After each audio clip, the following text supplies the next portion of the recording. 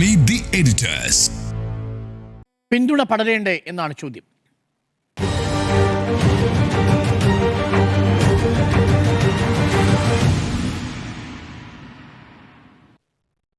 സ്മൃതി, ഈ വിധി വന്നതിന് ശേഷം ദിലീപിനോടൊപ്പം അണിനിരക്കുന്ന ഒരു വലിയ പ്രചരണ സംഘത്തെ നമ്മൾ കണ്ടു.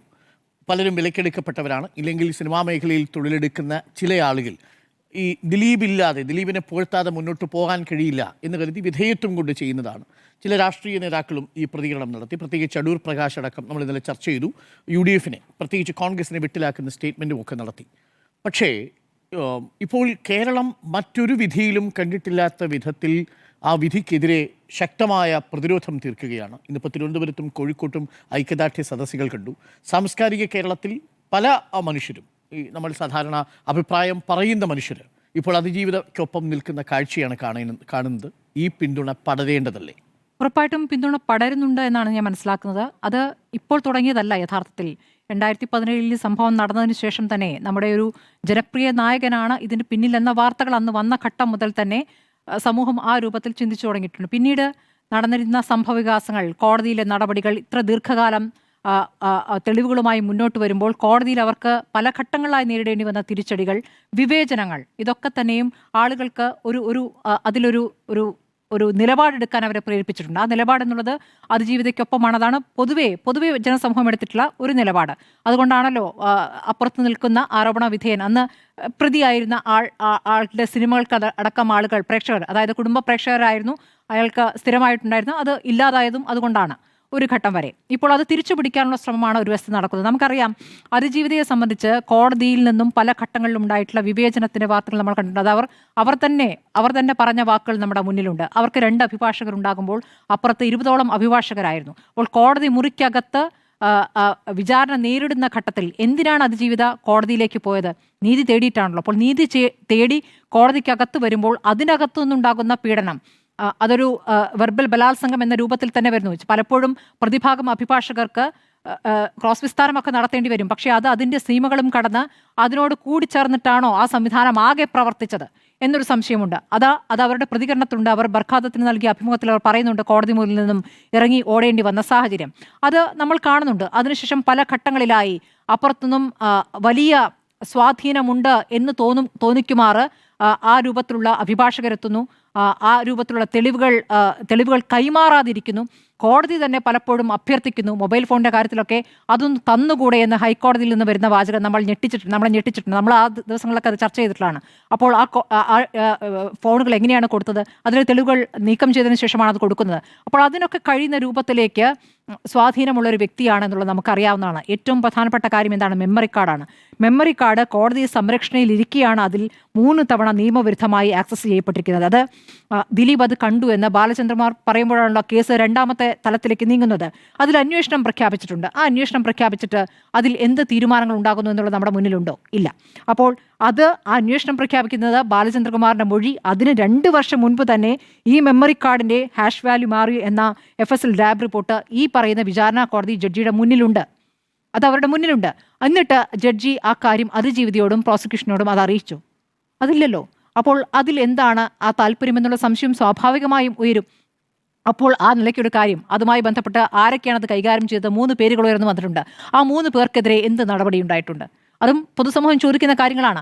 അപ്പോൾ ഉടനീളം ഉണ്ടായിരിക്കുന്ന ഈ വിവേചനം, അത് ജനം കാണുന്നത് കൊണ്ടാണ് ആ പിന്തുണ അവിടെ വരുന്നത്. അപ്പുറത്ത് പകപ്പങ്കാളികളും ഇറങ്ങിയിട്ടുണ്ട്. പകപ്പങ്കാളികൾ എന്ന് വെച്ചാൽ പകയോടുകൂടി ഈ പറയുന്ന നിരപരാധിയായി എന്ന രൂപത്തിലാണ് പുറത്തേക്ക് വരുന്നത്. ഗൂഢാലോചന തെളിയിക്കപ്പെട്ടിട്ടില്ല എന്നുള്ളതാണ്. ഈ പറയുന്ന കൊട്ടേഷൻ നൽകിയുള്ള ബലാത്സംഗം എന്നതിന് ആ ഗൂഢാലോചന തെളിയിക്കപ്പെട്ടില്ല എന്നുള്ളതുകൊണ്ടാണ് 7 മുതലുള്ള പ്രതികളെ വെറുതെ വിട്ടിരിക്കുന്നത്. ആ വെറുതെ വിടുന്നത് നിരപരാധി എന്ന രൂപത്തിലേക്ക്, അതായത് എല്ലാം തെളിഞ്ഞിരിക്കുന്നു, ഇത് അവസാന വാക്കാണെന്ന രൂപത്തിൽ ഈ പകപ്പങ്കാളികൾ കൊണ്ടാടുകയാണ്. ഇത് കണ്ടില്ലേ, തെളിഞ്ഞ് ഞങ്ങളിതാ പുറത്തേക്ക് വന്നിരിക്കുന്നു എന്ന രൂപത്തിലല്ല അതിനെ കാണുന്നത്. പിന്നീട് അങ്ങോട്ട് അടുത്ത പക ആരോട് വീട്ടണം എന്ന രൂപത്തിൽ അതിന് കൃത്യമായി ആ പേരുകൾ തന്നെ വിളിച്ചു പറഞ്ഞിരിക്കും. അടുത്ത പക ആരോട്, ആ പക ആരോടൊക്കെ വേണം എന്നുള്ളത് അവിടെ നിന്ന് പറഞ്ഞതിന് പിന്നാലെ അത് ഏറ്റെടുത്തിട്ടുള്ള പകപ്പങ്കാളികൾ അത് ചെയ്തുകൊണ്ടിരിക്കുകയാണ്. ഇപ്പോൾ അത് സമൂഹ മാധ്യമത്തിൽ തുടങ്ങിയിട്ടുണ്ട്. മഞ്ജുവിനെയാണ് ആദ്യം ലക്ഷ്യമിട്ടിരിക്കുന്നത്. മഞ്ജുവിനൊപ്പം തന്നെ മാധ്യമങ്ങളുണ്ട്. അതിൽ ചില മാധ്യമപ്രവർത്തകർ പ്രത്യേകമായിട്ടുണ്ട്. അതിൽ ചില വനിതാ മാധ്യമപ്രവർത്തകർ പ്രത്യേകമായിട്ടുണ്ട്. അവർക്കെതിരെ സ്വഭാവഹത്യയുമായിട്ട് അവർ ഇറങ്ങിയിട്ടുണ്ട്. അത് തുടരും. അത് ഇങ്ങോട്ട് നീങ്ങിക്കൊണ്ടിരിക്കുകയാണ്. നമ്മൾക്കറിയാം, രാഹുൽ മാങ്കൂട്ടത്തിൽ വിഷയത്തിൽ ഈ സമൂഹ മാധ്യമത്തിലെ വേട്ടയ്ക്കെതിരെ സർക്കാർ ഒരു നിലപാടെടുത്തിരുന്നു. ആ നിലപാടിന്റെ ഭാഗമായിട്ട് ഇതാദ്യമായിട്ട് രാഹുൽ ഈശ്വർ എന്നൊരാൾ ജയിലിൽ കിടക്കുകയാണ്. ഇത്ര ദിവസമായിട്ടും പുറത്തു വന്നിട്ടില്ല. പക്ഷേ ഇടയ്ക്കൊന്ന് പുറത്തേക്ക് കണ്ടപ്പോഴും അദ്ദേഹം പറയുന്നത് ദിലീപ് കേസിൽ അദ്ദേഹത്തെ വെറുതെ വിട്ടതിൽ സന്തോഷമുണ്ട്, പക്ഷേ ഞാൻ അകത്താണ് എന്നുള്ള കാര്യമാണ്. അപ്പോൾ അകത്ത് രാഹുൽ ഈശ്വറിനെ ഇടുന്നത് ഒരു സന്ദേശമാണ്, അതൊരു പോസിറ്റീവായ ചേഞ്ച് ഇവിടെ ഉണ്ടാക്കുമെന്ന് നമ്മൾ കരുതി. പക്ഷേ അത് ആ കേസിൽ മാത്രമായിരുന്നു എന്ന് ഞാൻ ഇപ്പോൾ സംശയിക്കുകയാണ്. കാരണം ഈ കേസുമായി ബന്ധപ്പെട്ട് വിചാരണ കോടതി വിധി വന്നപ്പോഴേക്കും അപ്പുറത്ത് വലിയ ആൾക്കൂട്ട വിചാരണയും ആൾക്കൂട്ടാക്രമണവും തുടങ്ങിയിട്ടുണ്ട് എന്നുള്ളതാണ്. ആ ആൾക്കൂട്ടാക്രമണത്തിൽ ആരൊക്കെയാണ് തളർന്നു വീഴുക എന്ന് പറയാൻ പറ്റില്ല. അതിൽ സർക്കാർ ഒരു നിലപാടെടുക്കേണ്ടത്, ഈ കർശനമായ നിലപാട്, സമൂഹ മാധ്യമങ്ങളുടെ ആക്രമണത്തിനെതിരെ കർശനമായ നിലപാട് സർക്കാരിന് എടുക്കാൻ പറ്റുമോ എന്നുള്ള കാര്യവും നമ്മുടെ മുന്നിലുണ്ട്. അതിലും ഒരു പ്രധാനപ്പെട്ട തീരുമാനം അവിടെ നിന്ന് ഉണ്ടാകണം എന്നുള്ളതാണ്. അതോടൊപ്പം തന്നെ അതിജീവിതയ്ക്ക് മുന്നോട്ട് പോകാൻ, അപ്പീൽ പോകാനുള്ള ഒരു ആത്മാർത്ഥമായ പിന്തുണ, അപ്പീൽ നൽകുമെന്ന് പറയുന്നതിനപ്പുറം ആത്മാർത്ഥമായ പിന്തുണ വേണം. സർക്കാരിന്റെ പ്രതിനിധികൾ ആരെങ്കിലും അതിജീവിതയെ പോയി കണ്ടോ, അവരെ ആശ്വസിപ്പിച്ചോ? അതാണ് ഏറ്റവും പ്രധാനം. അങ്ങനെ ഒരു കാര്യം ചെയ്യേണ്ട സമയം കഴിഞ്ഞിരിക്കുന്നു. ഈ 2 ദിവസത്തിനിടയ്ക്ക് വനിതാ മന്ത്രിമാരുണ്ടല്ലോ, അവർക്ക് തന്നെ പോകാമല്ലോ. അങ്ങനെയൊന്നും ഉണ്ടായിട്ടുണ്ടോ എന്ന് ഞാൻ സംശയിക്കുന്നു. അപ്പോൾ അവർ ഒറ്റയ്ക്കല്ല, എന്തായാലും പൊതുസമൂഹം അവർക്കൊപ്പമുണ്ട്. ആ പ്രതികരണങ്ങൾ ധൈര്യത്തോടെ തുടരാൻ എല്ലാവരുമുണ്ട്. ഇപ്പോൾ വിവിധ ജില്ലകളിലെ ഐക്യദാർഢ്യ പ്രഖ്യാപനങ്ങൾ നമ്മൾ കാണുന്നു. നേരത്തെ തുടർന്നിരുന്ന പിന്തുണ എല്ലാവരും തുടരുന്നുണ്ട്. ഭയപ്പാടുള്ളവർ അയാൾക്ക് പിന്നിൽ ഒളിക്കുന്നുണ്ട്. ഭയപ്പാടുള്ളവർ അല്ലെങ്കിൽ അയാളിൽ പ്രതീക്ഷയുള്ളവർ, അയാളാൽ ജീവിക്കുന്നവർ അയാൾക്ക് വേണ്ടി പിന്തുണ നൽകുകയും ചെയ്യും. എന്തായാലും മേൽക്കോടതിയിൽ നീതി ലഭിക്കും എന്നുള്ള പ്രതീക്ഷ ഈ ഘട്ടത്തിലും വെക്കുകയാണ്. ഹൈക്കോടതിയിലേക്ക് പോകുമ്പോൾ ഈ വിചാരണ കോടതിയുമായി ബന്ധപ്പെട്ട് ഉയർന്നിരിക്കുന്ന ഈ പരാതികളും ഈ പറയുന്ന വിവേചനവും തന്നെയായിരിക്കുമല്ലോ അതിജീവിതം മുന്നോട്ട് വയ്ക്കുക. അപ്പോൾ 12-ാം തീയതി വിധിയുടെ വിശദാംശങ്ങൾ വരുമ്പോൾ നമുക്ക് കൃത്യമായി അതിൽ നെല്ലും പതിരും തെളിച്ച് കാണാനാകുമെന്നാണ് എനിക്ക് തോന്നുന്നത്. പിന്തുണ പടരേണ്ടേ എന്നുള്ളതാണ് ചോദ്യം. ജിമ്മി, ദിലീപിനെതിരായ ഒരു കേസിൻ്റെ പരിസമാപ്തിയിൽ ദിലീപ് അടക്കമുള്ള 3-4 പേർ കുറ്റവാളികളല്ല എന്ന് കോടതി വിധിച്ചതിന് ശേഷം ഇതോടുകൂടി എല്ലാം അവസാനിപ്പിക്കണമെന്നുള്ളതാണ് ഒരു പൊതു ചോദ്യം. നിങ്ങൾ എന്തിനാണ് വീണ്ടും ഇതിൻ്റെ പുറകെ നടക്കുന്നത്? ദിലീപ് തന്നെ ചോദിച്ചു, 9 വർഷം നിങ്ങൾ പറഞ്ഞില്ലേ, ഇനി നിങ്ങൾക്ക് നിർത്തിക്കൂടെ എന്നാണ് എല്ലാവരുടെയും വാദം. അത് സിനിമാ രംഗത്തുള്ളവരും പറഞ്ഞു. ദിലീപ് പ്രതിയല്ല, ദിലീപ് നിരപരാധിയാണെന്നൊരു കോടതി പ്രഖ്യാപിച്ചാൽ നിങ്ങൾക്ക് നിർത്തിക്കൂടെ? നിർത്താൻ പറ്റില്ല എന്നുള്ളതാണ് അതിൻ്റെ മറുപടി. കാരണം നിയമയുദ്ധം അവസാനിച്ചിട്ടില്ല. ഈ കേസിൽ ഇനിയും മേൽക്കോടതികളുണ്ട്. ആ മേൽക്കോടതിയിലേക്ക് പോകും എന്ന് അതിജീവിത പറയുന്ന ഒരു സാഹചര്യം കൂടിയുണ്ട്. ആ സമയത്ത് ആരുടെ കൂടെ നിൽക്കും എന്നുള്ളതാണ് ചോദ്യം. അതിജീവിതയ്ക്കൊപ്പം ഒരു സംശയമില്ലാതെ ഞാൻ നിൽക്കും എന്നുള്ളതാണ് എൻ്റെ നിലപാട്. അതിനൊരുപാട് കാരണങ്ങളുണ്ട്. ഒന്ന്, ഈ കേസിൽ അതിജീവിതയ്ക്ക് കോടതിയെക്കുറിച്ചുണ്ടായ സംശയം, തനിക്കെതിരെ വളരെ ബ്രൂട്ടലായിട്ടുള്ള ചോദ്യങ്ങളുണ്ടായി, താൻ ആ കോടതി മുറിയിൽ കരഞ്ഞു വീഴുമ്പോഴും ജഡ്ജി തനിക്ക് അനുകൂലമായി അവരെ തടഞ്ഞില്ല എന്ന ഒരു പരാതി നമുക്കെല്ലാവർക്കും അറിയാം. പീഡനത്തിൻ്റെ ദൃശ്യങ്ങളടങ്ങിയ മെമ്മറി കാർഡ് അത് 3 തവണ പലരും എടുത്ത് നോക്കുകയും അത് നിയമവിരുദ്ധമാണെന്ന് മനസ്സിലാവുകയും ചെയ്തിട്ടും പോലീസിനെ കൊണ്ട് ഇത് അന്വേഷിപ്പിച്ചില്ല, വേണ്ട നടപടിയെടുത്തില്ല എന്ന രണ്ടാമത്തെ പരാതിയുണ്ട്. സംസ്ഥാന സർക്കാരും ഈ പീഡിപ്പിക്കപ്പെട്ട നടിയും പിന്നെ ഒരു NGOയും ഒക്കെ ഈ കേസ് ഇവിടെ തുടരാൻ പറ്റില്ല, എന്തുകൊണ്ടാണ് എന്ന് പറഞ്ഞ് മേൽക്കോടതികളിൽ പോയ കഥ നമുക്കറിയാം. 2 കേരളത്തിലെ വളരെ മാനിക്കപ്പെടുന്ന 2 പബ്ലിക് പ്രോസിക്യൂട്ടർമാർ ഇങ്ങനെ പറ്റില്ല, കോടതിക്കകത്ത് this is prosecution not prosecution എന്ന് കോടതിയുടെ ഭാഗത്ത് നിന്ന് അഭിപ്രായമുണ്ടായി. എങ്ങനെയാണ് ഈ കേസിൽ ഞങ്ങൾ വാദം നടത്തുക എന്ന് പറഞ്ഞ് ഇറങ്ങിപ്പോയൊരു സാഹചര്യമുണ്ട്. ആ ഒരു കോണ്ടെക്സ്റ്റിൽ ഒരു കേസിൽ ഈ പീഡനം ഏറ്റുവാങ്ങിയ, ക്രൂരമായ പീഡനം ഏറ്റുവാങ്ങിയ ഒരു സ്ത്രീ മേൽക്കോടതിയിലേക്ക് പോകാൻ ഒരുങ്ങി നിൽക്കുമ്പോൾ മിണ്ടാതിരിക്കണം എന്നാണോ പറയുന്നത്? മിണ്ടാതിരിക്കാൻ സൗകര്യമില്ല, കൂടെ തന്നെ നിൽക്കും. ഈ കേസിൻ്റെ അവസാനം വരെയും ഒരു പക്ഷേ കേസ് കഴിഞ്ഞാലും കൂടെ നിൽക്കും. അതെന്തുകൊണ്ടാണെന്ന് രണ്ടാമത് പറയാം. ഇനി ഈ പറയുന്ന ആളുകളെല്ലാവരും ഇപ്പോൾ വന്നു നിന്ന് കേസ് തീർന്നു, നിങ്ങളെല്ലാവരും പിരിഞ്ഞു പോകണമെന്ന് പറയുന്നവരുണ്ടല്ലോ. കേസ് നടക്കുമ്പോൾ ദിലീപിനെതിരെ അതിക്രൂരമായ ഒരു പീഡന കേസിലെ 8ാം പ്രതിയായി ഗൂഢാലോചനക്കാരനായിട്ട് ദിലീപ് നിൽക്കുമ്പോൾ നിങ്ങൾ ഈ പറഞ്ഞ ന്യായമുള്ളവർ എവിടെയായിരുന്നു? ദിലീപിന് വേണ്ടി സിനിമ എടുക്കുകയായിരുന്നു. ദിലീപിനെ നായകനാക്കി സിനിമ എടുത്ത് അതിനുവേണ്ടി ഡേറ്റ് കിട്ടാൻ വേണ്ടി ഇടിച്ച ആളുകളായിരുന്നു. ഇപ്പോൾ ചതുര ഒടുവിൽ സംസാരിക്കുന്ന സിനിമാ രംഗത്തുള്ള ബുദ്ധിജീവികൾ ഈ ദിലീപിനെ വെച്ച് സിനിമ എടുത്തിട്ടില്ലേ? അപ്പോൾ അന്ന് ഈ വാദം ഉണ്ടായിരുന്നില്ലേ? ശരി, പോട്ടെ, ഒരു നടനാണ്, ഞങ്ങൾ അയാളെ എടുത്തു എന്ന് പറയുന്നു. അങ്ങനെയാണെങ്കിൽ പീഡനം ഏറ്റുവാങ്ങിയ നടി എങ്ങനെയാണ് സിനിമാ രംഗത്ത് നിന്ന് ഓരോരോ ആഴ്ച കഴിയുമ്പോഴും സിനിമാ രംഗത്ത് നിന്ന് പുറത്തേക്ക് പോയത്? അപ്പോൾ ദിലീപിന് കൊടുത്ത ആ ആനുകൂല്യം ഈ നടിക്ക് നിങ്ങൾ കൊടുത്തില്ലല്ലോ. ഇത് കേസ് നടന്നുകൊണ്ടിരിക്കുന്ന സമയത്താണെന്ന് ഓർക്കണം. കേസ് നടക്കുന്ന സമയത്ത് നിങ്ങളുടെ വാദം ദിലീപ് പ്രതി മാത്രമാണെന്നായിരുന്നു. ഇപ്പോൾ നിങ്ങൾ പറയുന്നു പ്രതി അല്ലല്ലോ, പിന്നെ നിങ്ങൾക്ക് വിട്ടുകൂടെ? മറുപടി, ഈ കേസ് തീർന്നിട്ടില്ല. ഈ കേസിനകത്ത് ഒരുപാട് പരാതികൾ അതിജീവിതയ്ക്കുണ്ട്. ആ സാഹചര്യത്തിൽ അവർ മുകളിലേക്ക് പോകുമ്പോൾ അവരുടെ കൂടെ നിൽക്കണ്ടേ? ഇപ്പോൾ ദിലീപിനെ സിനിമാ സംഘടനകളിലേക്ക് എടുക്കാൻ വ്യഗ്രത പൂണ്ടു നിൽക്കുന്ന ആളുകൾ, അതിൽ അമ്മ സംഘടനയൊക്കെ പ്രത്യേകം എടുത്തു പറയണം. 1 വർഷം മുമ്പാണ് സ്ത്രീകൾ വരട്ടെ അമ്മയുടെ തലപ്പത്തേക്കെന്ന് പറഞ്ഞ് എല്ലാവരും വലിയ ക്യാമ്പയിൻ നടത്തിയതാണ്. ക്യാമറയുടെ മുമ്പിൽ നിന്ന് ഓടി ഒളിക്കുകയാണ്.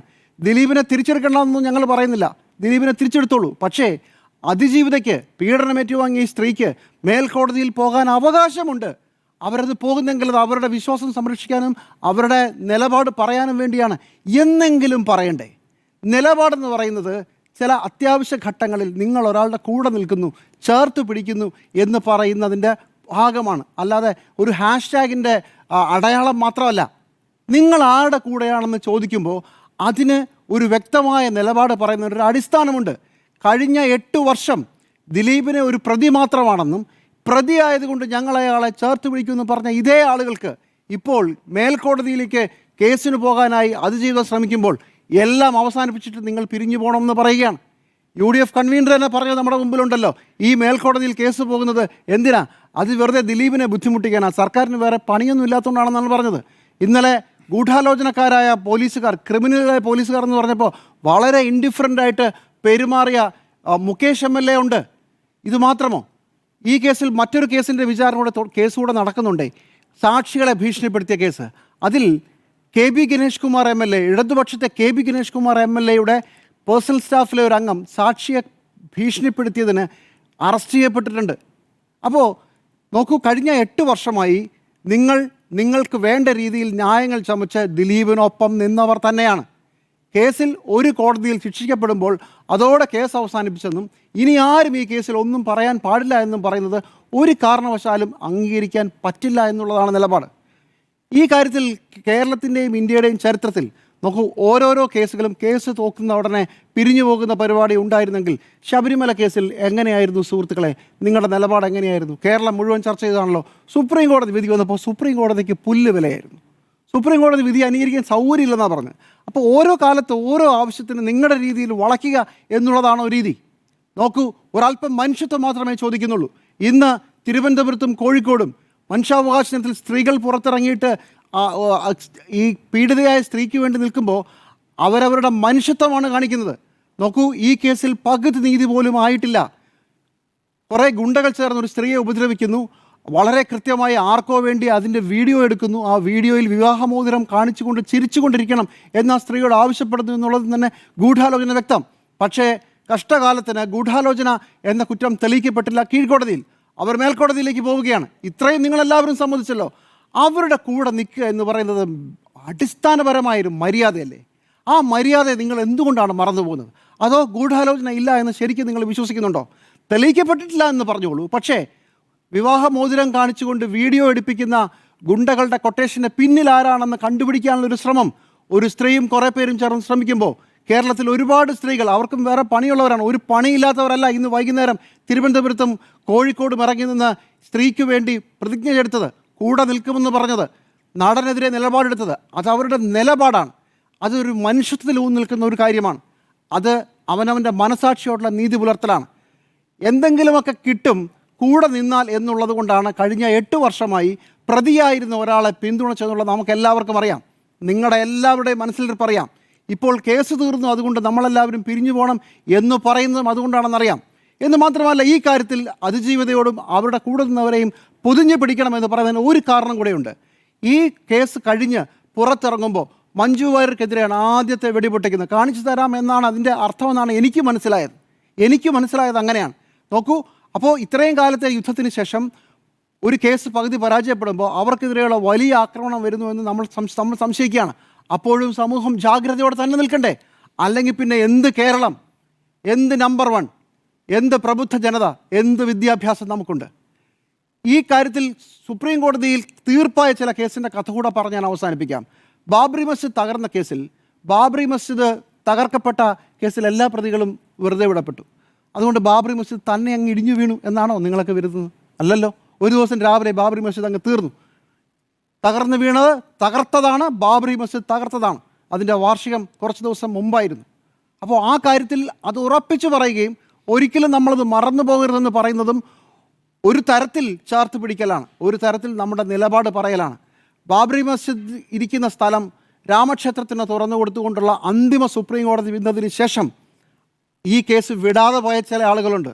അങ്ങനെയാണ് ചീഫ് ജസ്റ്റിസ് ചന്ദ്രചൂഡ് റിട്ടയർ ചെയ്തതിന് ശേഷം കൊടുത്ത ഇൻ്റർവ്യൂവിൽ പൂച്ചു പുറത്തു വന്നത്.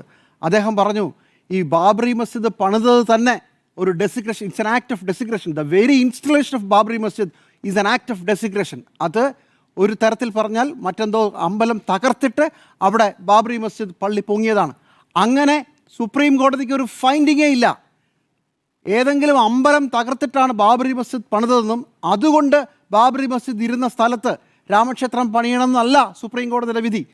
സുപ്രീം കോടതി ആ വാദങ്ങളെല്ലാം തള്ളിക്കളയുകയും ഏറ്റവും കൂടുതൽ സമയം കൈവശാവകാശം ഇരുന്നത് ആർക്കാണ് എന്നതിൻ്റെ നിയമത്തിൻ്റെ കണ്ണിലൂടെ നോക്കിയിട്ടാണ് രാമക്ഷേത്രത്തിൻ്റെ കസ്റ്റോഡിയന്മാർക്ക് അത് വിട്ടുകൊടുത്തത്. അപ്പോൾ പുറകെ നടന്ന് ചോദ്യം ചോദിച്ച ഒരു മാധ്യമപ്രവർത്തകനാണ് ഈ കാര്യം പുറത്തു കൊണ്ടുവന്നത്.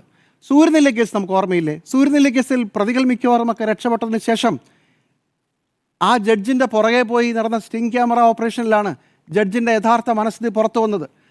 അവർക്ക് വേണമെങ്കിൽ രക്ഷപ്പെടാമായിരുന്നു, ആ പെൺകുട്ടി ശരിയല്ല എന്ന മട്ടിലാണ് അഭിപ്രായം പറഞ്ഞത്. അതും കോടതി വിധിക്ക് ശേഷം മാധ്യമപ്രവർത്തകർ നടത്തിയ ജാഗ്രതയോടുകൂടിയുള്ള പ്രവർത്തനമായിരുന്നു.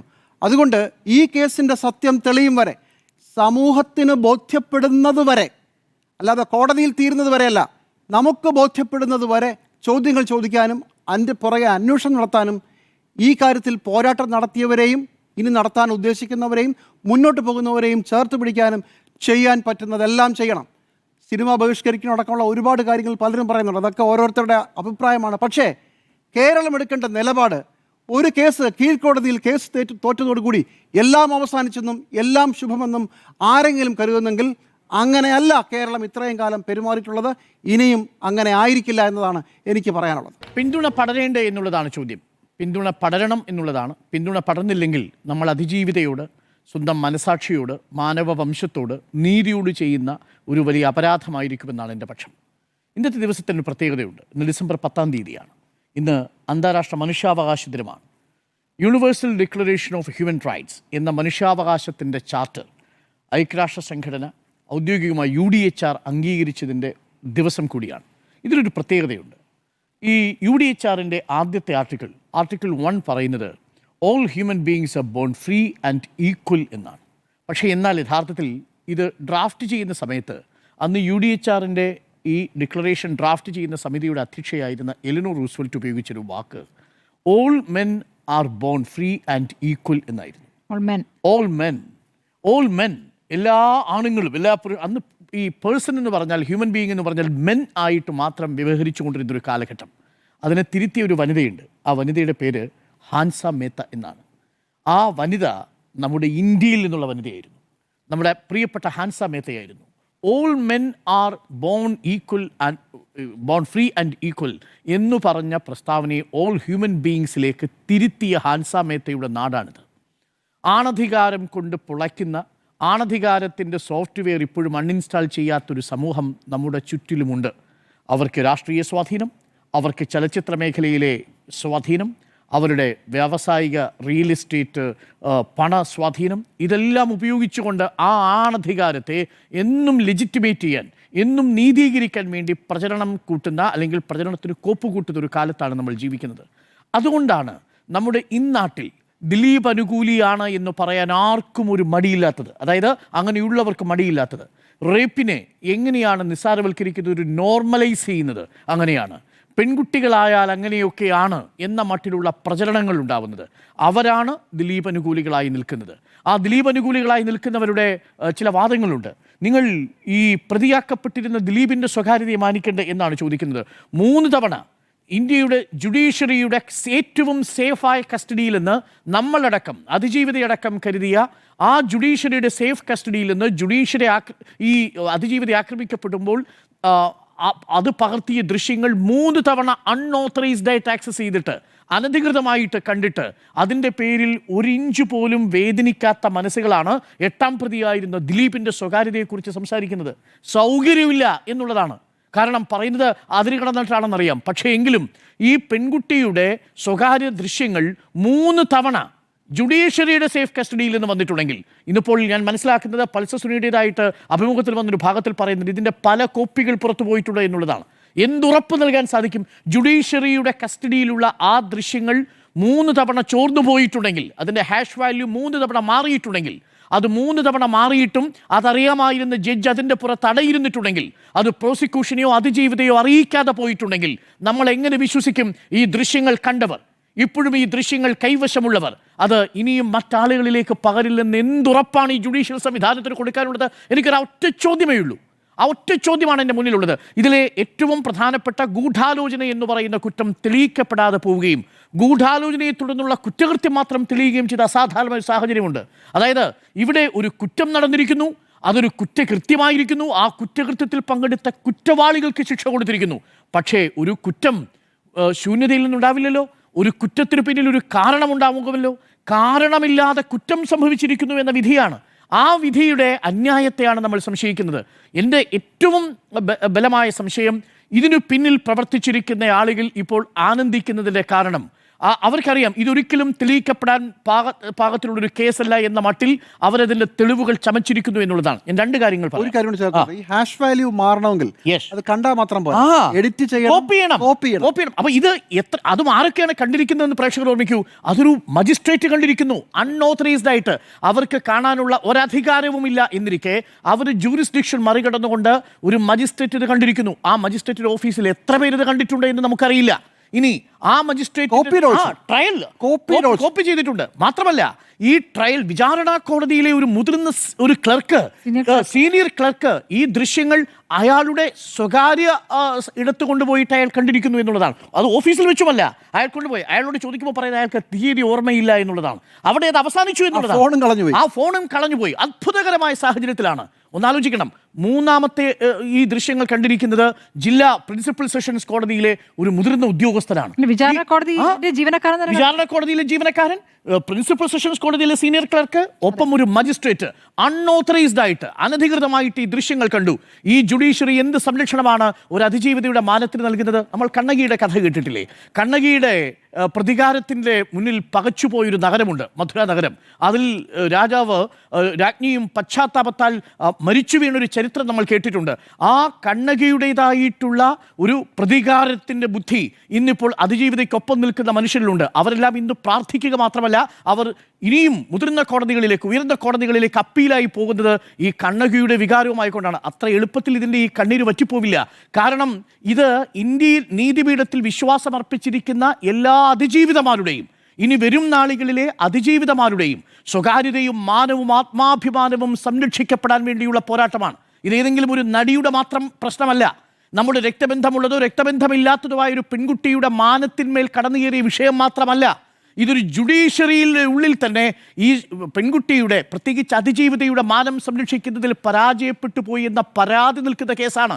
ആ കേസിനെ അതിൻ്റെ അർഹിക്കുന്ന ഗൗരവത്തോടു കൂടി കാണണം. ഒരു ഗൂഢാലോചനയില്ലാതെ ഈ കുറ്റകൃത്യം ഉണ്ടാവില്ല. ഞാൻ 3 കാര്യങ്ങൾ പറയാം.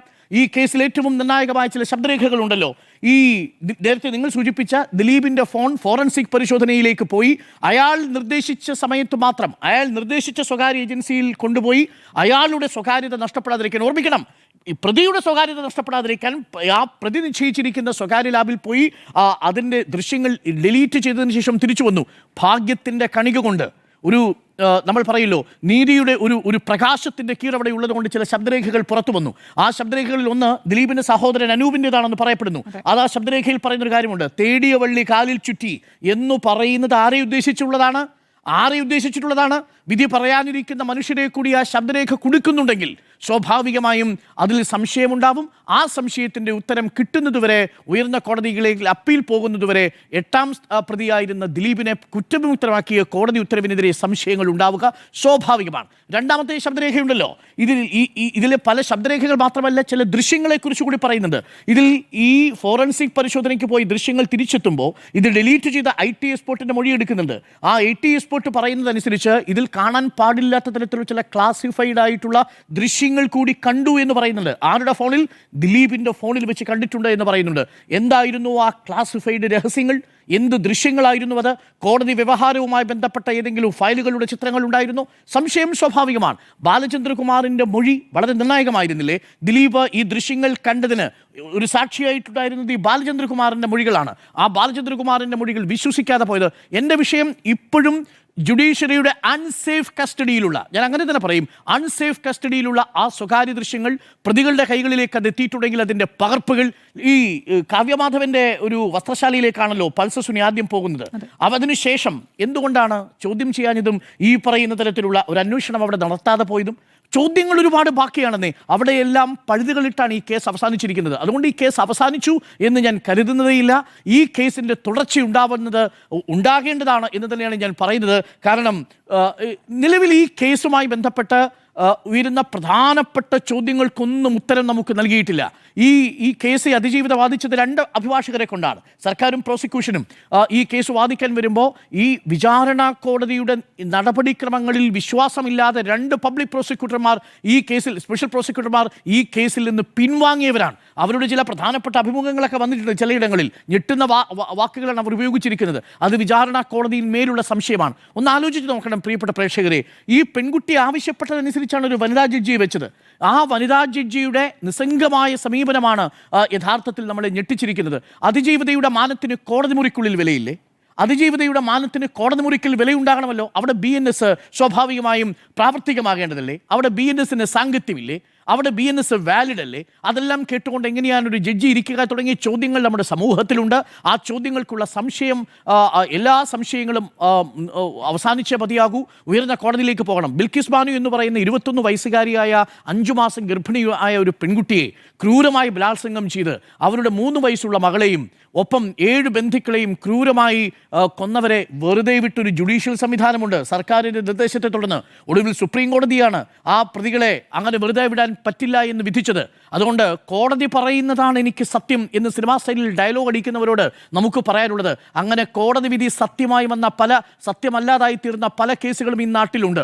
പണവും രാഷ്ട്രീയ സ്വാധീനവും ഒപ്പം ചലച്ചിത്ര മേഖലയിലെ താരസ്വാധീനവും ഒക്കെ ഉപയോഗിച്ച് ചില കോടതികളെ വിലക്കെടുക്കാൻ കഴിഞ്ഞ ചില സാഹചര്യങ്ങളും നമ്മുടെ മുന്നിലുണ്ട്. പ്രേക്ഷകർ ഓർമ്മിക്കുമല്ലോ, ഇന്ത്യയുടെ ചരിത്രത്തിൽ ഇതിന് ഏറ്റവും കുപ്രസിദ്ധമായ വിധികളിലൊന്നായിരുന്നു ഗാന്ധിയുടെ വധവുമായി ബന്ധപ്പെട്ടുകൊണ്ട് അന്ന് സവർക്കറെ അധികം ഒഴിവാക്കി ഗൂഢാലോചനയ്ക്ക് തെളിവില്ലാതെ പോയി വന്ന വിധി. ആ വിധി മുതൽ ഇങ്ങോട്ട് തുടങ്ങുന്നുണ്ട്. പല കേസുകളിലും അതിജീവിതമാർക്ക് നീതി കിട്ടാതെ പോയ സന്ദർഭങ്ങൾ. നേരത്തെ ഉദ്ധരിച്ച സൂര്യനെല്ലിയിലെ കേസടക്കം, വിതുരയിലെ കേസടക്കം, ബിഷപ്പ് ഫ്രാങ്കോ പ്രതിയായ ഒരു കേസടക്കം പ്രേക്ഷകർ ഓർമ്മയുണ്ട്. ഇവിടെയെല്ലാം പീഡിപ്പിക്കപ്പെട്ടവർ സ്വയം പീഡിപ്പിക്കപ്പെട്ടു എന്ന മട്ടിലാണ് വിധിന്യായങ്ങൾ വരുന്നത്. ആ വിധിന്യായത്തിനുള്ളിൽ നിസ്സംഗരായിരിക്കാൻ നമുക്ക് സൗകര്യമില്ല.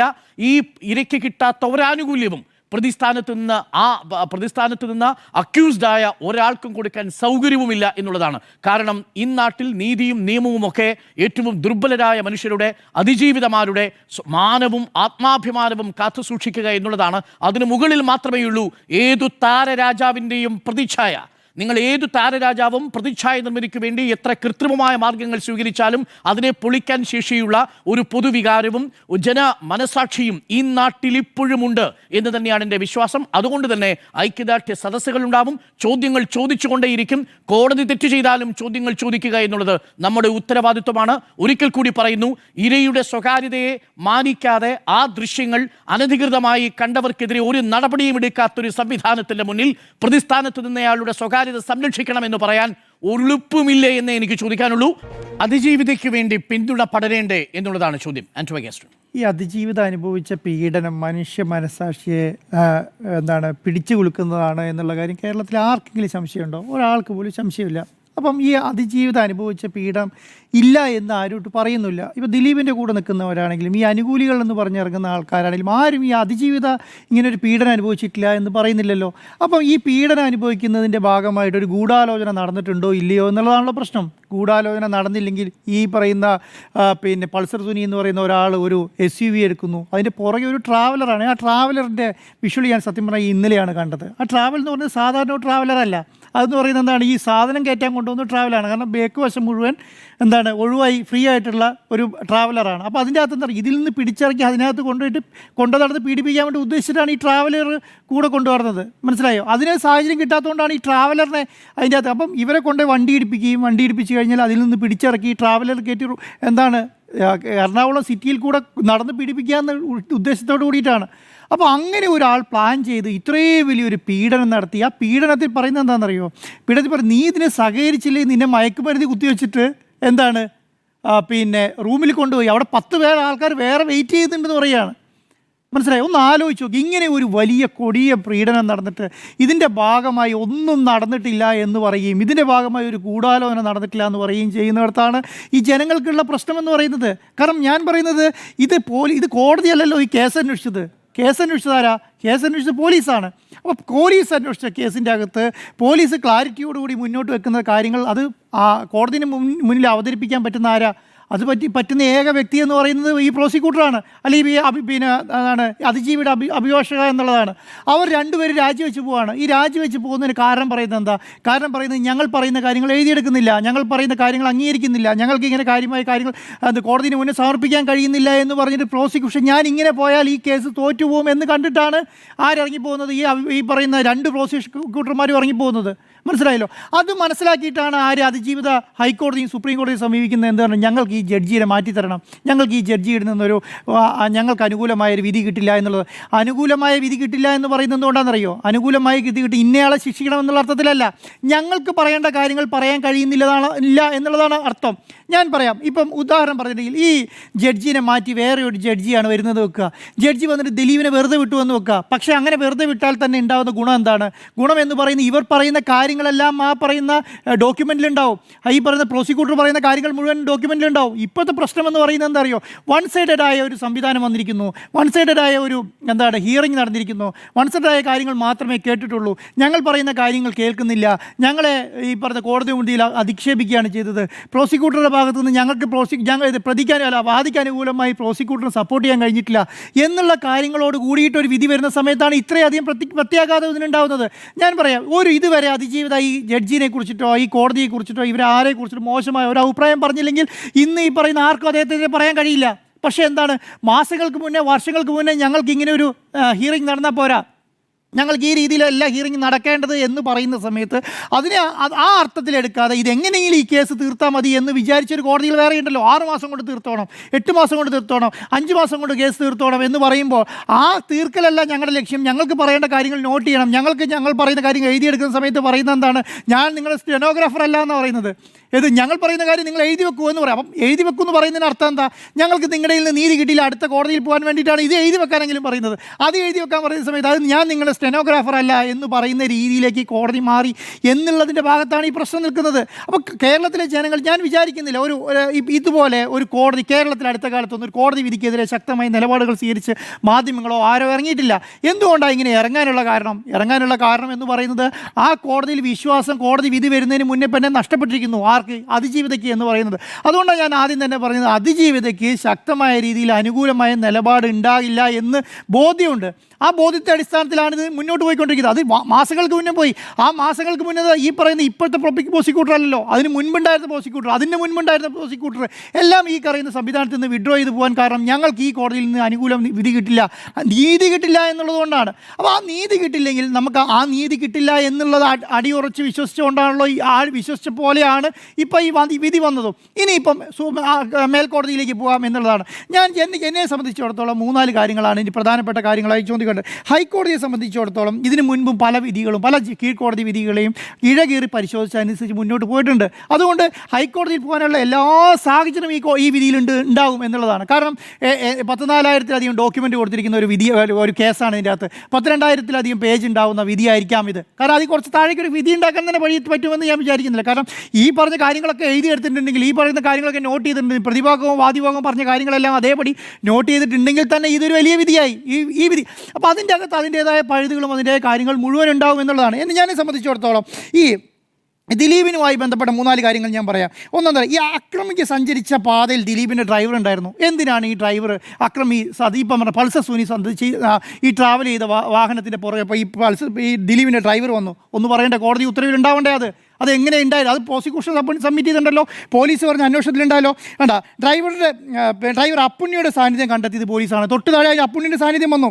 അക്രമം നടക്കുമ്പോൾ പൾസർ സുനിയും അപ്പുണ്ണിയും ഒരേ ടവർ ലൊക്കേഷനിൽ വന്നു. എന്തിനാണ് ഈ അപ്പുണ്ണിയും ടവർ ലൊക്കേഷൻ എന്ന് പറഞ്ഞ ഡോക്യുമെൻ്റ് ഈ പറഞ്ഞ പോലീസ് കൊടുത്തിട്ടുണ്ടാവുമല്ലോ, ഈ പറഞ്ഞ പ്രോസിക്യൂഷൻ കൊടുത്തിട്ടുണ്ടാവുമല്ലോ, ആ കാര്യങ്ങൾ വേണ്ടേ? പിന്നെ കോട്ടായി മുതൽ ആലുവ വരെയുള്ള സ്ഥലത്ത് ഈ അപ്പുണ്ണി അവരെ പുറകെ സഞ്ചരിച്ചിട്ടുണ്ട്. എന്തിനാ ഈ പറഞ്ഞ പൾസർ സുനീൻ്റെ പുറകെ അപ്പുണ്ണി അത് ദിലീപിൻ്റെ ഡ്രൈവർ സഞ്ചരിക്കേണ്ട കാര്യം എന്താ? ഇതിന് കൊടുത്തിട്ടുണ്ടാവില്ലേ? അപ്പം ഈ പറഞ്ഞ അക്രമം നടക്കുമ്പോൾ ദിലീപിൻ്റെ സഹോദരിയുടെ ഫോണിലേക്ക് അപ്പുണ്ണി വിളിച്ചിട്ടുണ്ട്, 22 മിനിറ്റ് സംസാരിച്ചിട്ടുണ്ട്. ഈ 22 മിനിറ്റ് എന്തിനാ പുറകെ നടന്ന് പൾസർ സുനി പോകുന്നതിൻ്റെ പുറകെ നടന്നിട്ട് ഫോൺ വിളിച്ച് ദിലീപിൻ്റെ സഹോദരിയുടെ വിളിക്കുകയും സഹോദരി 22 മിനിറ്റ് സംസാരിക്കുകയും ആ ദിലീപിൻ്റെ സഹോദരി ആ സമയത്ത് ദിലീപിൻ്റെ വീട്ടിലുണ്ടാവേണ്ട കാര്യം എന്താ പറയണ്ടേ? അതിന് ഡോക്യുമെൻ്റ് കൊടുത്തിട്ടുണ്ടാവില്ലേ കോടതി? അപ്പോൾ ഇങ്ങനെയുള്ള കാര്യങ്ങൾ മുഴുവൻ കുറേ കാര്യങ്ങൾ ഇങ്ങനെ കാര്യങ്ങൾ പറഞ്ഞിട്ടുണ്ട്. അപ്പോൾ ഈ പറഞ്ഞ കാര്യങ്ങളിൽ മുഴുവൻ ക്ലാരിറ്റിയോടുകൂടി ഈ പറയുന്ന വിധിന്യായത്തിൽ എഴുതിയിട്ടുണ്ടെങ്കിൽ തന്നെ വലിയ മാറ്റമാണ്. നമ്മളെ സംബന്ധിച്ചിടത്തോളം എന്താ പ്രശ്നം? നമ്മളെ സംബന്ധിച്ചിടത്തോളം ഈ പറഞ്ഞ പൾസർ സുനി ഈ അതിജീവിതയെ പീഡിപ്പിച്ചിട്ടില്ല എന്നുള്ള സംശയമില്ലല്ലോ, ആർക്കും സംശയമില്ല. ഈ പൾസർ സുനിയുടെ കൂടെ യാത്ര ചെയ്ത 6ഓളം പ്രതികൾ അവരെ കൂടെ നോക്കുകയും ഡോർ തുറന്നു കൊടുക്കുകയും അതിജീവിയുടെ അപ്പുറം ഇപ്പുറയും പിടിക്കുകയും കയ്യിൽ പിടിച്ച് പീഡനത്തിരയാക്കുകയും വീഡിയോ ഷൂട്ട് ചെയ്തു എന്നുള്ള കാര്യത്തിലൊന്നും ആർക്കും സംശയമില്ല. ആകെ ജനങ്ങൾക്ക് സംശയം എന്താ? ഇത് ആരുടെ കൊട്ടേഷനാണ്? ഇത് ആർക്ക് വേണ്ടിയിട്ടാണ് ഇത് ചെയ്തത്? ഇതെന്തിനാണ് ഇങ്ങനെ ചെയ്തത്? ആ ചെയ്തെന്ന് പറയുന്നത് കോടതി പോയി അന്വേഷിക്കുന്നില്ല. കോടതിയെ സംബന്ധിച്ചിടത്തോളം എന്താ? പ്രതിയും വാദിയും കൊടുക്കുന്ന തെളിവുകൾ നോക്കി ഇത് സത്യസന്ധമായി വിലയിരുത്തുക എന്നുള്ളത് മാത്രമേ ഉള്ളൂ. ആ വിലയിരുത്തൽ ഒരു പക്ഷപാതമായ നിലപാട് ഒരു കോടതി സ്വീകരിച്ചാൽ പിന്നെ അത് അവസാനിച്ചു. പിന്നെ അതിനകത്ത് ന്യായം പറഞ്ഞ കാര്യമൊന്നുമില്ല. നമ്മളെപ്പോഴും പറയുന്നൊരു കാര്യമുണ്ട്, എന്താണെന്നറിയോ? കോടതി എന്ന് പറയുന്ന ആൾക്കാർ, കോടതി എന്ന് പറയുന്ന സംവിധാനം കേൾക്കുന്ന സമയത്ത് ഒരു 50 പേരുണ്ടെന്ന് വിചാരിക്കരുത്. കോടതി എന്ന് പറയുന്ന ആൾക്കാരാരാ? ഒരാളാണ്, ഒരു വ്യക്തിയാണ് കോടതി എന്ന് പറയുന്നത്, അല്ലേ? ആ കോടതിയുടെ വ്യക്തിക്ക് വ്യക്തിപരമായ താല്പര്യങ്ങൾ വന്നു കഴിഞ്ഞാൽ പിന്നെ ആ കോടതി എന്ന് പറയുന്നതിൽ അർത്ഥമില്ലാതായി. അപ്പോൾ കോടതിയുടെ അഭിപ്രായം എന്ന് പറയുന്നത് നമ്മൾ ശിരസാ വഹിച്ചോണം. നമ്മളെ സംബന്ധിച്ചിടത്തോളം ഏക മാർഗ്ഗം ഇനി എന്താണ്? ഹൈക്കോടതിയിലേക്കോ സുപ്രീം കോടതിയിലേക്കോ പോകുക എന്നുള്ളതാണ്. ഈ ഹൈക്കോടതിയിലേക്കോ സുപ്രീം കോടതിയിലേക്കോ പോകുന്നതിനെതിരെ നിങ്ങൾ ഇനി ഒരക്ഷരം മിണ്ടിപ്പോകരുത് എന്ന് പറയുന്ന ഒരു ആജ്ഞാപിക്കലുണ്ടല്ലോ, ആ ആജ്ഞാപിക്കൽ ശരിയല്ല. കാരണം എന്താണ്? പ്രതിഭാഗം എന്ന് പറയുന്നത് സുപ്രീം കോടതി അന്തിമ വിധി വന്ന് പുറത്തേക്ക് ഇറങ്ങിയ ആളല്ല. ആദ്യത്തെ ഏറ്റവും അടിയത്തെ കോടതിയിൽ, ഏറ്റവും താഴെക്കട കോടതിയിൽ, ആ കോടതിയിൽ ഒരു വിധി കിട്ടി പുറത്തേക്ക് ഇറങ്ങിയിട്ട് മാത്രമേ ഉള്ളൂ. അതിനുശേഷം നിങ്ങൾ ആരും മിണ്ടാൻ പാടില്ല, അതിജീവിതത്തെക്കുറിച്ച് ഒരു അക്ഷരം പോലും മിണ്ടാൻ പാടില്ല, സപ്പോർട്ട് ചെയ്ത് ഇറങ്ങാൻ പാടില്ല എന്ന് പറയാൻ കഴിയില്ല. കാരണം എന്താ? അതിന് മേലെ ഹൈക്കോടതിയുണ്ട്, അതിന് മേലെ സുപ്രീം കോടതിയുണ്ട്, ഇതിനോട് കണക്റ്റഡായ കേസുകൾ മുഴുവനുണ്ട്. ഈ കണക്റ്റഡായ കേസുകൾ മുഴുവൻ വിധി വരണ്ടേ? അപ്പം ഞാൻ ഇതിനകത്ത് ശ്രദ്ധിച്ചൊരു കാര്യം എന്താ അറിയോ? ഇപ്പോൾ പോലീസിനെ കുറിച്ചിട്ട് എല്ലാവർക്കും നല്ല അഭിപ്രായമാണെന്ന് നിർബന്ധമില്ലല്ലോ. പല ആൾക്കാരും പല ശക്തമായ നിലപാട് ശരിക്കും കള്ളക്കേസ് എടുക്കുകയും ചെയ്തിട്ടുണ്ട്. ഇന്നും ഒരു കേസ് പുറത്തു വരുന്നുണ്ടല്ലോ. പക്ഷേ ആരെങ്കിലും നമ്മൾ ക്രിമിനൽ പോലീസ് വിളിക്കാറുണ്ടോ? കാരണം എന്താ? ഈ പറയുന്ന ഇന്ത്യയിലെ ജനങ്ങൾക്ക് ജീവനും സ്വത്തിനും സമാധാനവും സംരക്ഷണവും കൊടുക്കേണ്ട ഒരു സംവിധാനം എന്ന് പറയുന്നത് പോലീസാണ്. ഇപ്പം എനിക്കെതിരെ കള്ളക്കേസ് എടുത്ത് എനിക്ക് അഭിപ്രായമുണ്ട്, പക്ഷേ നമ്മളാരെയും ക്രിമിനൽ പോലീസ് വിളിക്കുമോ? അങ്ങനെ വിളിക്കാൻ പാടില്ല എന്നുള്ളതാണ്. അങ്ങനെ ഉണ്ടെങ്കിൽ എന്താണ്? അത് നമുക്ക് തെളിയിക്കേണ്ട സ്ഥലം എന്ന് പറയുന്നത് കോടതികളാണ്. എന്തുകൊണ്ട് അങ്ങനെയാണെങ്കിൽ ക്രിമിനൽ പോലീസിനെതിരെ കംപ്ലൈൻറ്റുമായിട്ട് പോയില്ലല്ലോ? അന്നേ പോകണ്ടേ? ക്രിമിനൽ പോലീസാണ്, എനിക്കത് ശക്തമായ നിലപാട് ഈ ക്രിമിനൽ പോലീസിനെതിരെ പോകണ്ടേ? പക്ഷേ അതിനൊരു സിസ്റ്റത്തെ കയറിയിട്ട് ക്രിമിനൽ പോലീസ് എന്ന് വിളിക്കുന്ന പരിപാടി നിലവിൽ. അപ്പം ഞാൻ പറയുന്നത് അറിയോ, ഹൈക്കോടതിയെ സംബന്ധിച്ചിടത്തോളം സുപ്രീം കോടതിയെ സംബന്ധിച്ചിടത്തോളം മുന്നോട്ട് പോവുകയും അതിജീവിതൻ്റെതായ കാര്യങ്ങൾ ബോധിപ്പിക്കാനുള്ള സ്ഥലം ഉണ്ടാകും എന്നാണ് ഞാൻ വിചാരിക്കുന്നത്. കാരണം പിന്നെ വേറൊരു കാര്യം എന്ന് പറയുന്നത് എന്താണ്? ഇനി ഇതേ പക്ഷം ദിലീപിനും പറയാം, ഏതാണ്? നിങ്ങൾ ഹൈക്കോടതിയിലെ ജഡ്ജിനെ മാറ്റിയതുകൊണ്ടാണ് എനിക്ക് ഈ വിധി വന്നതെന്ന് പറയാം. ഇപ്പോഴത്തെ സിറ്റുവേഷൻ എന്താ? ഇതേ കാര്യങ്ങൾ മുഴുവൻ ഹൈക്കോടതി ഒരു ട്രയൽ ലെവലിലേക്ക്, ഞാൻ സാധാരണ ഒരു ഹൈക്കോടതിയിൽ ഒരു കേസ് വന്നു കഴിഞ്ഞാൽ സാധാരണ ചെയ്യാന്ന് പറഞ്ഞാൽ വിധിയെ പരിശോധിക്കുകയാണ് ചെയ്യുക. ഇപ്പോൾ കീഴ്ക്കോടതിയിലെ വിധിയെ മാത്രം പരിശോധിച്ച് അതിലെന്തെങ്കിലും തെറ്റുവരവുണ്ടോ അല്ലെങ്കിൽ എന്തെങ്കിലും തെറ്റ് സംഭവിച്ചിട്ടുണ്ടോ ആ തെറ്റിനനുസരിച്ചിട്ട് മുന്നോട്ട് പോകുന്നുള്ള ഒരു സംവിധാനമാണ് സാധാരണ ഹൈക്കോടതി എടുക്കുക. പക്ഷേ ആ വിധികളിലൊക്കെ ഒരു പ്രത്യേകത എന്താ അറിയോ? ഒരു 10-15 പേജുകളിൽ ഒതുങ്ങുന്ന സാധാരണ വിധികളായിരിക്കും. കാരണം ഇതൊരു സെൻട്രൽ കേസല്ല. ഇതിനെ സംബന്ധിച്ചിടത്തോളം ഇത് വലിയ വിവാദമായ കേസാണ്. ഈ വിവാദമായ കേസ് എന്ന് പറയുമ്പോൾ എൻ്റെ ഒരു സംവിധാനം ഈ വിധിയിലുണ്ടാവും. അതുകൊണ്ട് ഹൈക്കോടതിയിൽ ഈ കേസ് വരുന്ന സമയത്ത് ഞാൻ പറഞ്ഞപ്പോൾ ഈ 2000 പേജ് വിസ്തരിക്കാൻ തീരുമാനിച്ചാൽ തന്നെ ഇതിൻ്റെയൊക്കെ എല്ലാ കള്ളിയും പുറത്തു വരും എന്നുള്ളതാണ്. അപ്പോൾ ഞാൻ വിചാരിക്കുന്നത് ഹൈക്കോടതിയിൽ 1 ദിവസം കൊണ്ടോ 2 ദിവസം കൊണ്ടോ 3 ദിവസം കൊണ്ടോ ഈ കേസ് തീരാൻ പോകുന്നില്ല. അവിടെ വരുമ്പോൾ തന്നെ ഇത് ഇഴകീറി പരിശോധിക്കുകയും ഇതിൻ്റെ കൂടെ ഒരാൾ മാത്രമല്ലല്ലോ. നമ്മളിപ്പം ഞാൻ അതിജീവിത എന്ന് പറയുന്ന ഒരാളുടെ പുറകിൽ ഒരാൾ അതിജീവിതം മാത്രമല്ലല്ലോ കേസെടുത്തത്. കേരളത്തിലെ ആൾക്കാർ മുഴുവൻ ഇനി സസൂക്ഷ്മം എന്നാണ് വീക്ഷിക്കുന്നുണ്ടല്ലോ. ആ വീക്ഷിക്കുന്ന സമയത്ത് ഒരു ജഡ്ജിക്കോ ഇനി അങ്ങനെ ഒരു നിലപാട് സ്വീകരിച്ച് മുന്നോട്ട് പോകാൻ കഴിയുമെന്ന് ഞാൻ വിശ്വസിക്കുന്നില്ല. അപ്പോൾ ഹൈക്കോടതിയെ സംബന്ധിച്ചിടത്തോളം പിന്നെ ഈ ജുഡീഷ്യറിയുടെ ഭാഗത്തായി ജുഡീഷ്യറിക്ക് എന്തോ ഒരു വീഴ്ച പറ്റിയെന്നുള്ളൊരു പൊതുബോധം സൃഷ്ടിക്കപ്പെട്ടിട്ടുണ്ട് ഈ കേസിനകത്ത്. അപ്പോൾ ഇതിനകത്ത് ആ പൊതുബോധത്തിൽ നിന്ന് രക്ഷ നേടുക എന്നുള്ളത് ഈ പറയുന്ന കോടതിയെ സംബന്ധിച്ചിടത്തോളം വലിയ കാര്യമാണ്. ഇപ്പം ആശ്വാലി മാറിയ കേസിലാണെങ്കിൽ തന്നെ, അല്ലെങ്കിൽ അതിജീവിതയ്ക്ക് നീതി ലഭിച്ചിട്ടില്ല എന്ന് പറയുന്ന കേസിൽ തന്നെ പല കേസുകളും ഈ പറയുന്ന കോടതി ഒരു പുകമറയിൻ്റെ ഭാഗത്തായി പെട്ടിട്ടുണ്ട്. അത് ഇന്ന കോടതി എന്നുള്ളതല്ല. അപ്പോൾ ആ കോടതിക്കും കൂടെ ഒരു രക്ഷ നേടേണ്ടത് ഈ കേസിൻ്റെ ഒരു വിധിയുമായി ബന്ധപ്പെട്ടാണ്. പലപ്പോഴും പറയുന്നുണ്ടല്ലോ, ഒരാളെ ശിക്ഷിക്കാൻ പോരപ്പോ അത് പൊതുജനങ്ങൾക്ക് കൂടെ ബോധ്യമാവണം. ഇദ്ദേഹം ശിക്ഷയ്ക്ക് അർഹനാണ്, ഇവനെ ശിക്ഷിക്കേണ്ടത് എന്താണ്, ഈ നാടിന് ആവശ്യമാണ് എന്നും കൂടെ ബോധ്യമായ ശേഷം വേണം വിധി പറയാൻ വേണ്ടിയിട്ടാണ് പല സംവിധാനത്തിലും ആ ഒരു കാര്യം കൂടെ കോടതിയിൽ ഇത് പരിഗണിക്കും എന്നുള്ളതാണ്. അപ്പോൾ നാളെ വിധി വരുമ്പോൾ മറ്റന്നാൾ വിധി വരുന്ന സമയത്ത് അറിയാം ഇതിൻ്റെ ഒരു കെട്ടുപാട് എങ്ങനെയാണ് എന്നുള്ളത്. അപ്പോൾ അതിൻ്റെ അകത്ത് എന്തെങ്കിലും ഒരു കള്ളത്തരത്തിൻ്റെ ഒരു അംശം ഈ കോടതിയിൽ ഇതിന് പ്ലാൻ ചെയ്തിട്ടുണ്ടെങ്കിൽ ആ വിധിയിൽ അത് ഉണ്ടാവും എന്നാണ് ഞാൻ വിശ്വസിക്കുന്നത്. ഓക്കെ, പിന്തുണ പടരേണ്ടേ എന്ന ചോദ്യത്തിന് 4 പേരും യെസ് എന്നാണ് മറുപടി.